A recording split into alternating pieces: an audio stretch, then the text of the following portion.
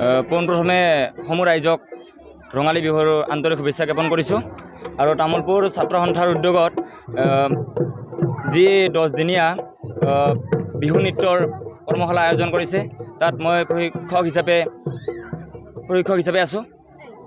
আৰু তামোলপুৰ ছাত্ৰ সন্থাৰ উদ্যোগত যি এইটো এটা পদক্ষেপ, এইটো এটা সুন্দৰ পদক্ষেপ।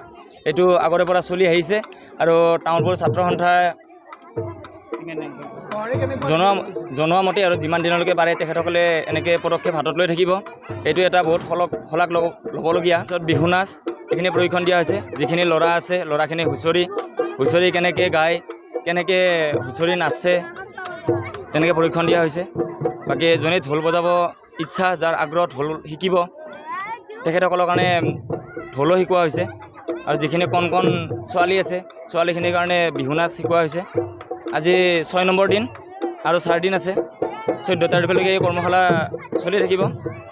ধন্যবাদ। তামোলপুৰ আঞ্চলিক ছাত্ৰ সন্থায়ো এই বছৰ আমি 10 দিনীয়া বিহু নাচৰ কৰ্মশালা আৰম্ভ কৰিছোঁ। আমাৰ যোৱা 5 এপ্ৰিল তাৰিখৰ পৰা 14 এপ্ৰিল তাৰিখলৈকে আমাৰ বিহু নাচৰ কৰ্মশালা অনুষ্ঠিত হ'ব। আমাৰ নতুন প্ৰজন্মই যাতে বিহুৰ প্ৰতি আকৰ্ষিত হয়, তাৰ লক্ষ্যৰে আমি তামোলপুৰ আঞ্চলিক ছাত্ৰ সন্থাই প্ৰতি বছৰে বিহু নাচৰ কৰ্মশালা অনুষ্ঠিত কৰি আহিছোঁ। এইবাৰো আমি ছাত্ৰ ছাত্ৰীৰ অংশগ্ৰহণ দেখিবলৈ পাইছোঁ। কমেও 200তকৈ অধিক ছাত্ৰ ছাত্ৰীয়ে এই কৰ্মশালাত অংশগ্ৰহণ কৰিছে। তাকে দেখি আমি ছাত্ৰ সন্থাই উৎফুল্লিত হৈছোঁ যে নতুন প্ৰজন্মই বিহুৰ প্ৰতি আকৰ্ষিত হৈ আহিছে।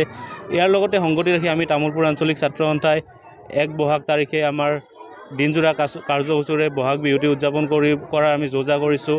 উক্ত কাৰ্যসূচীটো আমি সকলোৰে সহায় সহযোগিতা তথা আশীৰ্বাদ কামনা কৰিছোঁ। ধন্যবাদ। কিমান ছাত্ৰ ছাত্ৰী অংশগ্ৰহণ কৰিছে? আমাৰ 200তকৈ অধিক ছাত্ৰ ছাত্ৰীয়ে অংশগ্ৰহণ কৰিছে।